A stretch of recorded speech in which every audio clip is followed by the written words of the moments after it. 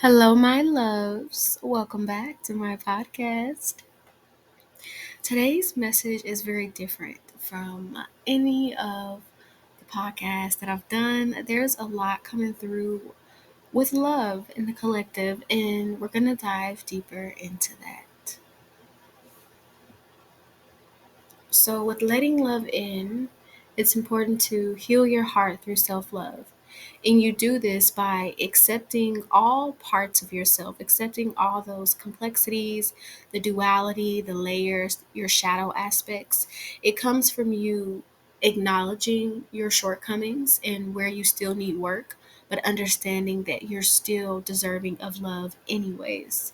So, when you are able to reach this state of awareness, it helps you to bring in love into your life. And we're going to talk about love more in depth later on, but I want to talk about healing your heart and reconnecting with yourself, reconnecting with your inner child, reconnecting with your authenticity.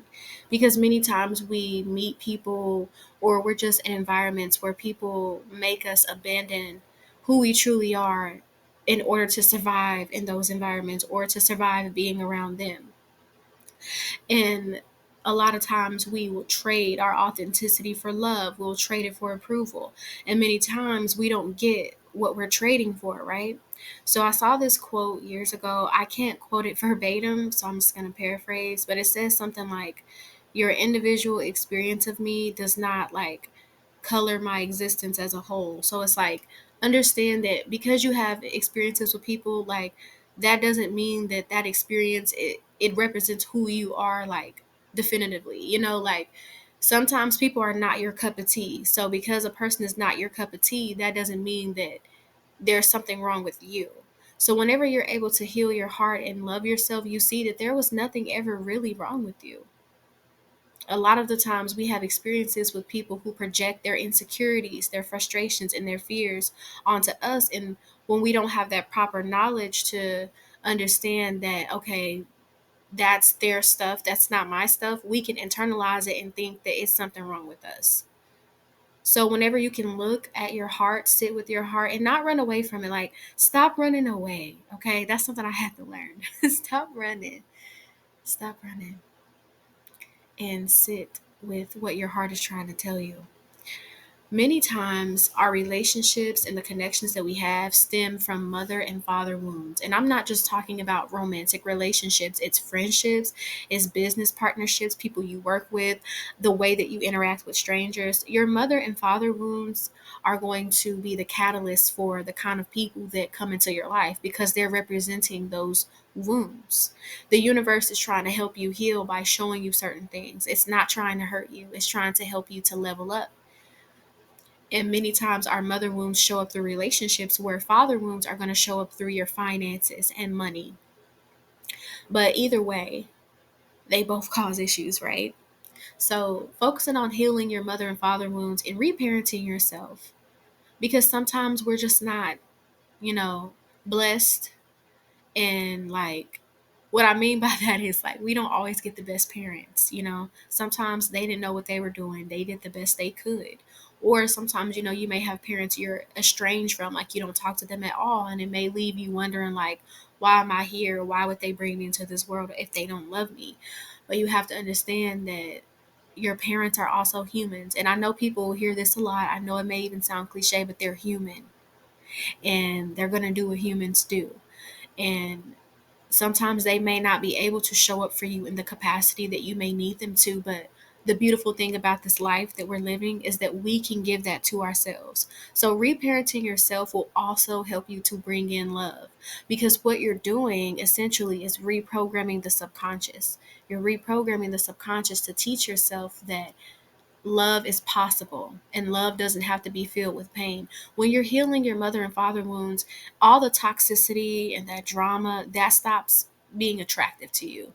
And you may even find yourself saying, like, I don't want to act like that or behave like that in friendships and relationships, even in a business setting. It's like you start to reframe the way that you interact with people in relationships.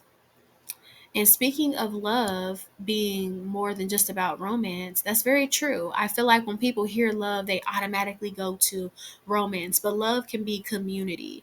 Love can be the friendships that you make, or the friendships that you're in the process of making. Love could just be this energy. Like I see these videos where people are like kind to strangers, like that's still love. They go up to people and compliment them, or they give them a rose or something like that, or they wave at them. There's this one girl on TikTok and she blows people like kisses and stuff. And some people take it the wrong way, but really she's just showing love, because love extends beyond romance. Love is not just the romantic, it's everything. It's platonic, it's business related. Like it's not just two people falling in love. It's it's a thing that multiple people can experience at one time. It doesn't have to be like these two people are in love. It's like you love your family, you love your friends, you may even love some people you work with. But it's like at the end of the day, love is something that holds us together like a glue, right? It holds us together, it keeps us balanced, it keeps us grounded. So when you say F love or forget love, understand that when you say that, you're not just talking about romantic love. You're also saying, I don't want community. I don't want platonic love. So understand that love is more than just on the romantic side. And think about nurturing relationships in your life outside of romance. Like, I feel like we live in a society that puts romantic love on this hierarchy and this pedestal, like this is the most important thing and this is what you need to strive for. And while I love love, listen, I love love, but at the end of the day, we have to understand that that's not the only way to receive love. Okay, it comes a time in your life where you start to redefine what love means to you. Many times we look at what our family's been through, and sometimes we can unconsciously repeat certain patterns in love. So you may see the same patterns you're going through, somebody else in your family is going through, because a lot of the times it's generational. And just like generational curses get passed down, unconscious behaviors get passed down. So you start attracting the similar kinds of energy to the people in your family because it's a frequency, but it's something that you can shift and you can get in a new frequency and attract people of a higher vibration, or realign with people in a better way than you did when you first met them, right? So redefine what that means and figure it out for yourself. It doesn't have to match or be congruent with what you see on social media or what you see. Like, this is something that can be tailored to you. Okay, because what love means for somebody else, it may not mean the same thing as you, but that's okay, because you and that person are living in two different realities. This is your reality and you get to cultivate it the way you want to.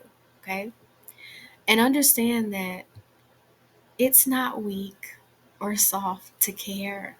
It's not.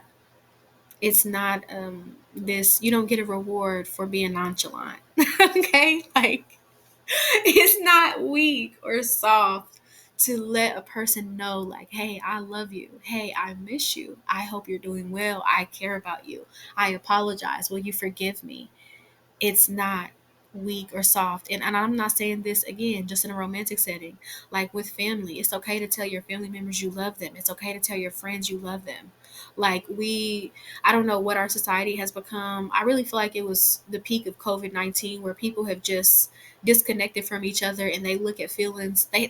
I saw this years ago, but it says something like people are like emotionally phobic or something like that. Like they have a phobia of emotions and feeling emotions, but the irony is that they all want to be loved but are scared to give it. You also have to learn how to receive love and let it in. And the thing about love is you can manifest it, and you can manifest the type of friends you want. You can manifest the type of job you want.